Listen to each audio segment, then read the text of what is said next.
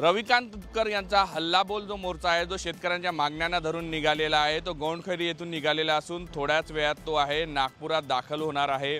आणि मी जिथे आहे सध्या तिथे आपण पोलीस बंदोबस्त पाहू शकतो कशा पद्धतीने लावण्यात आलेला आहे।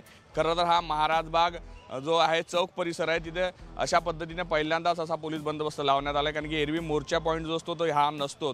मात्र रविकांत तुपकर यांची जी भूमिका पाहता आणि त्यांनी निवडलेला स्वतःचा स्पॉट आहे, पोलिसांनी त्यांना दुसरा दिला असला तरी मात्र आक्रमक भूमिका पाहता कशा पद्धतीने जो आहे तो पोलीस बंदोबस्त लावण्यात आलेला आहे। SRPFचं जे पथक आहे ते सुद्धा इथे तैनात करण्यात आलेलं आहे आणि त्यामुळे जो आहे मोर्चा आक्रमक होऊ शकतो याची पहिलेच जो कल्पना आहे पोलिसांना आलेली आहे। त्यामुळे आताच पोलीस आयुक्त अमितेश कुमार यांनी स्वतः या सगळ्या परिस्थितीचा जे आहे पाहणी केली आहे आणि पोलिसांना त्या पद्धतीने सूचना केलेल्या आहे की मोर्चा जर आक्रमक झाला तर कशा पद्धतीने हँडल करावं या सगळ्याचं मार्गदर्शन जे आहे पोलीस आयुक्त अमितेश कुमार यांनी केलेला आहे। बंदोबस्त जो आहे तो लागलेला आपल्याला पाहायला मिळतोय। संपूर्ण चौकात जो आहे इकडून विधान भवनाच्या दिशेने जो जाणारा जो रस्ता आहे त्या सगळ्या ठिकाणी जे आहे मोठ्या प्रमाणात पोलीस बंदोबस्त जो आहे इथे तैनात करण्यात आला आहे। बॅरिकेडिंग सुद्धा जे आहे ती केली जाणार आहे।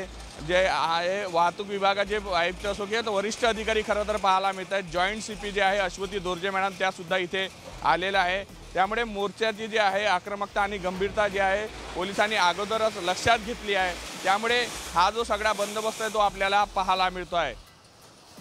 व्हिडिओ जर्नलिस्ट सौरभसह पराग डोबळे, साम TV न्यूज, नागपूर।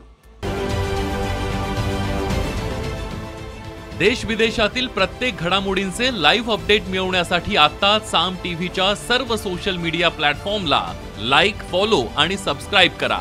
तसंच सर्व नोटिफिकेशनसाठी बेल आयकॉन प्रेस करायला विसरू नका।